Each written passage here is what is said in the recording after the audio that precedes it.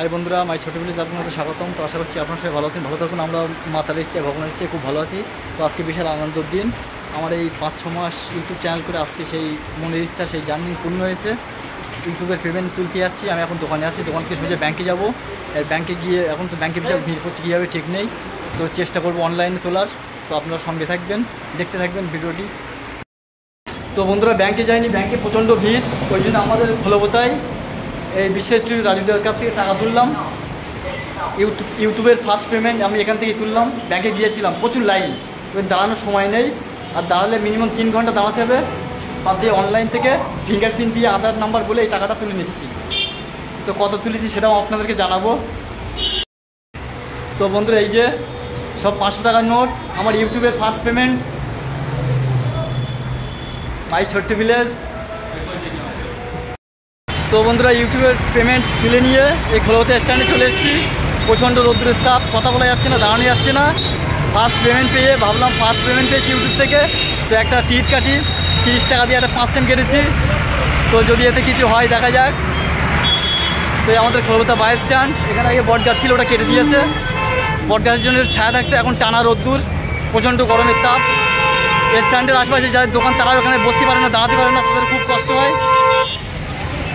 আর গাড়ি ঘোড়ার প্রচণ্ড চাপ। এই দোকান থেকে টিকিট নিয়েছি, দেখা যাক প্রাইস বাদে কি না বাদে। ফার্স্ট পেমেন্ট পেলাম ইউটিউব থেকে, বিশাল আনন্দ হচ্ছে আজকে। হাই বন্ধুরা, তো ফাইনালি আজকে পেমেন্ট পেয়ে দোকানে আপনাদেরকে জানালাম, তারপর ব্যাংকে গেলাম, ভিড় ছিল বলে সেখান থেকে অনলাইনে গিয়ে টাকা তুললাম, সব কিছু ভিডিও আপনাদের দেখালাম। তো পেমেন্টটা কত পেয়েছি সেটাই কি করব, কি জিনিস হতে পারে সেটাও আপনাদেরকে বলবো। তা পেমেন্ট পাওয়ার জন্য প্রচুর প্রচুর কষ্ট করেছি।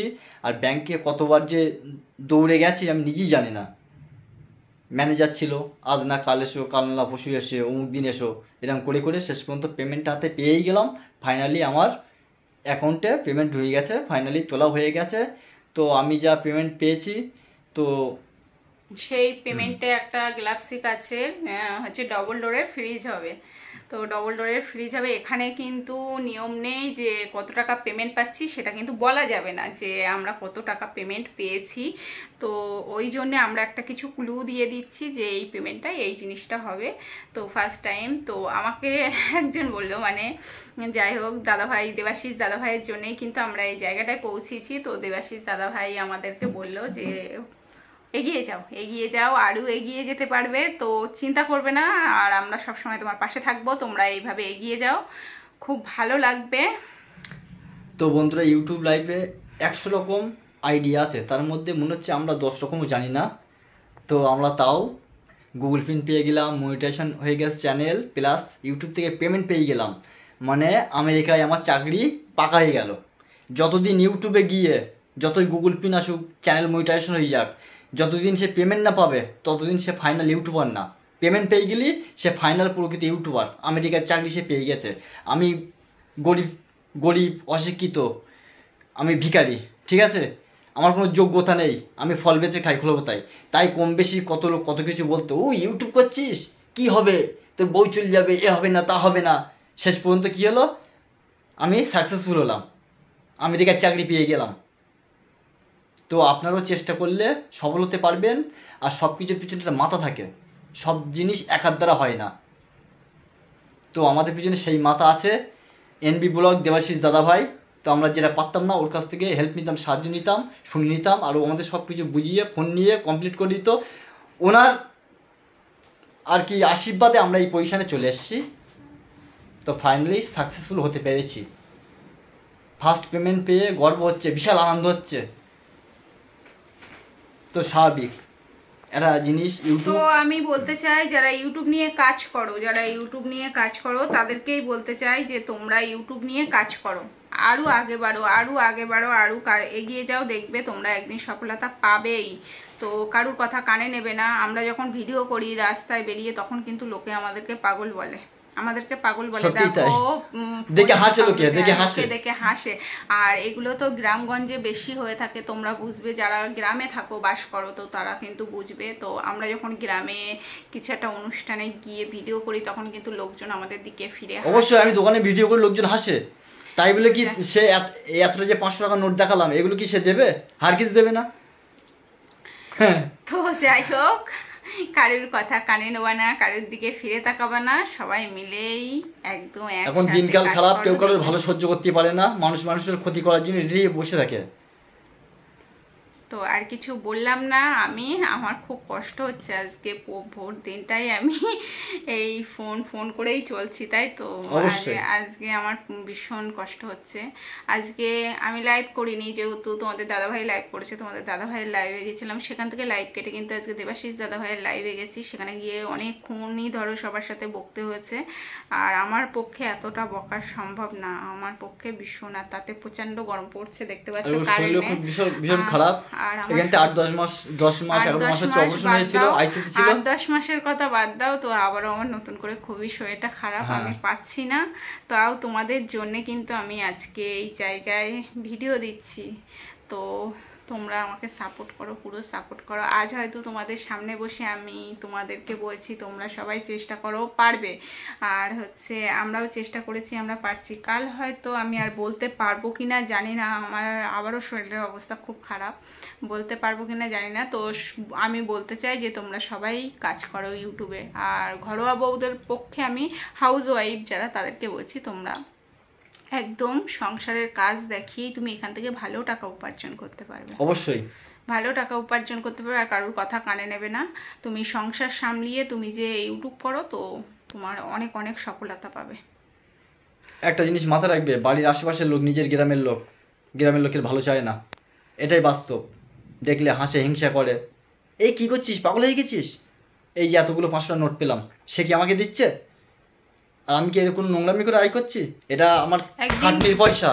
একদিন যদি তোমার খাওয়ানো, আমি ইউটিউবার ফেমাস, একদিন যদি তোমার খাওয়ানো হয়, কেউ দেবে না খেতে, কেউ দেবে না। কিন্তু একদিন এই যে তুমি কষ্ট করে উপার্জন করেছো, এখন তোমার আত্মীয় বন্ধুর কোনো শেষ হবে না। এখন প্রচুর বন্ধু হবে, প্রচুর আত্মীয় হবে, যারা তোমার সঙ্গে মিশতে চাইতো না তারাও মিশতে চাইবে, বন্ধু চেনা যায় বিপদে পড়লে। তো যাই হোক, তোমরা কাজ করো, একদিন সবাই সফল হবে। যার টাকা থাকে না তার বন্ধু থাকে না, যার টাকা পয়সা থাকে তার হাজার হাজার বন্ধু থাকে। আমার গিন্নি বিপদে পড়েছিল, ডাক্তার বলেছিল বাঁচবে না, তখন আমি চিনিছিলাম আমার বন্ধু কজন, কেউ পাশে দাঁড়ায়নি, সেই কথা আমার এখনো মনে আছে। তো ভগবান জানে, মা তারা জানে, এর আবার কমবেই শরীর খারাপ হচ্ছে, আবার দেখি চেষ্টা করি ডাক্তারের দিকে নিয়ে যাবো, নিয়ে গেলে সেই ভিডিও আপনারা পাবেন। তো ভিডিওটি দেখে ভালো লাগলে লাইক কমেন্ট শেয়ার সাবস্ক্রাইব সবাই করবেন, আর সবাই ভালো থাকবেন, সুস্থ থাকবেন। আর কেউ কাউকে বিশ্বাস করবেন না, নিজের বউ বাচ্চাকে বিশ্বাস করবেন। আর 5 জনের কথা শুনে বাড়ি বউয়ের সঙ্গে ঝামেলা করবেন না, সংসারে অশান্তি করবেন না। তো বউরা, ঘরের বউরা যদি কিছু করতে চায়, তো আমরা বলতে চাই যে ঘরের বউরা যদি কিছু করতে চায়, তোমরা স্বামী হয়ে একটু বউকে সাপোর্ট করবে। অবশ্যই তোমরা যদি স্বামী হয়ে বউয়ের পাশে থাকো, স্ত্রীর পাশে থাকো, তো সেই স্ত্রী অনেকটাই এগিয়ে যাবে, অনেকটাই এগিয়ে যাবে। অবশ্যই।